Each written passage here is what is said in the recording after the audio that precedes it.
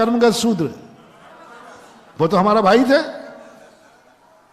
हमारा भाई था, हमारे गुरु का भक्त था, हमारे भगवान का भक्त था, अपनी जनवाणी को स्वाध्याय करता था, वो सब कुछ था। तब ये संबंध कहे गए। इतना तो कोई विचार करता नहीं, और आज अराजकता फैल रही है। नहीं साहब, आप जैन बनाइए। अरे जैन हो तो जैन बनाओ। तो ये कर्म की व्यवस्था का संबंध जो बनाया, ये बहुत बड़ी चीज थी महानुभाव। और आज धीरे धीरे यह कर्म की व्यवस्था डगमगा गई। अब क्या रूप ले लिया? अब कर्म ने क्या रूप ले लिया? जाति का रूप।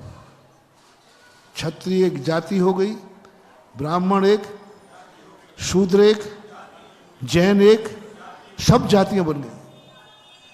इतना खतरनाक काम हो गया।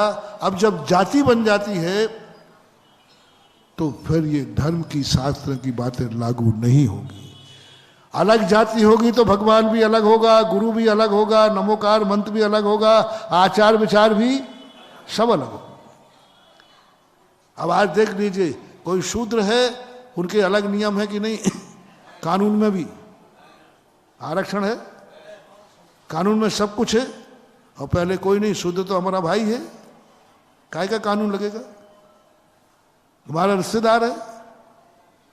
धर्म एक है, गुरु एक है, नमोकार मंत्र एक है, सब कुछ एक है।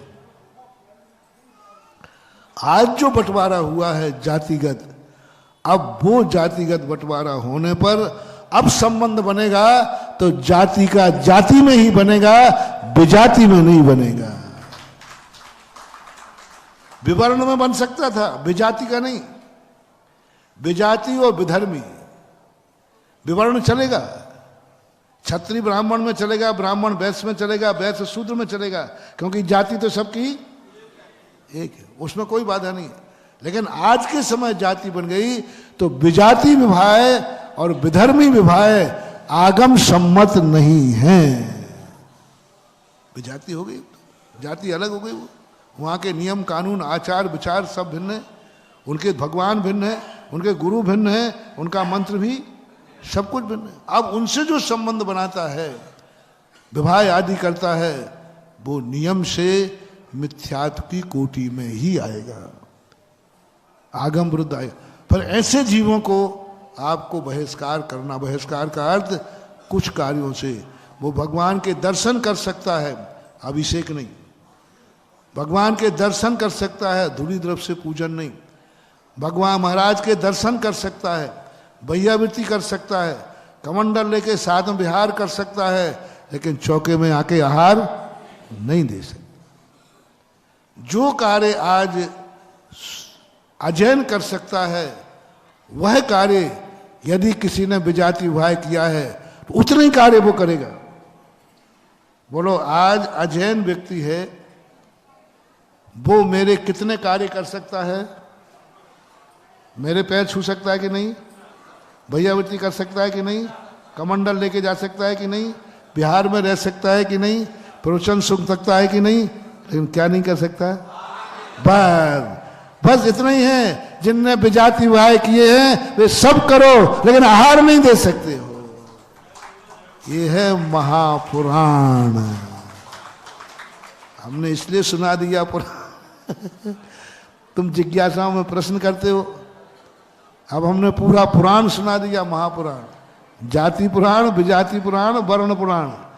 अब इससे अब आपको कोई छूट नहीं, मैं आपको मना नहीं कर रहा हूं। यदि आप सच्चे आगम के ज्ञाता हैं तो कोई महाराज कहे भी कि मैं तो आहार ले सकता हूं, तुमको महाराज जी मैं नहीं दे सकता, क्योंकि मैंने विधर्मी विजाति विवाह किया है, अथवा मैं आहार देने का पात्र स्वयं ही त्याग देना चाहिए।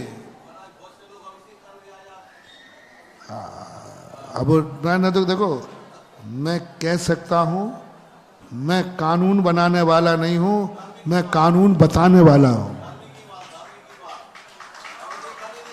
नहीं करना चाहिए।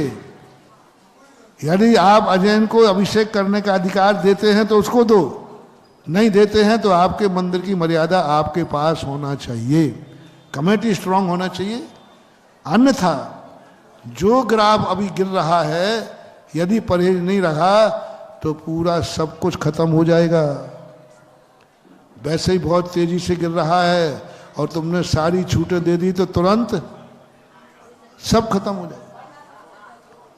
आहार दान की व्यवस्था बना दी, बाकी सब करो ना आप लोग।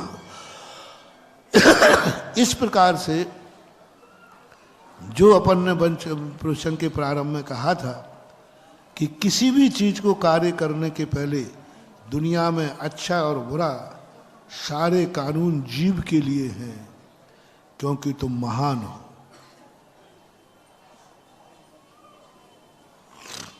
सारे नियम मुनि महाराज के लिए हैं, क्योंकि ये मुनि है। जितना बड़ा होता जाएगा उसका प्रोटोकॉल भी उतना बढ़ता जाएगा, उसको उतनी सुरक्षा कवर, उतनी सावधानी बरतना पड़ेगी। हम लोगों की छोटी सी सावधानी हमारे मुनि पद से गिरा देगी, छोटी सी सावधानी। तुम जैन हो, तुम्हारे लिए सारे कानून हैं, दुनिया के लिए बराबरी मत करना, क्योंकि आप जैन हैं, आपको कानून है।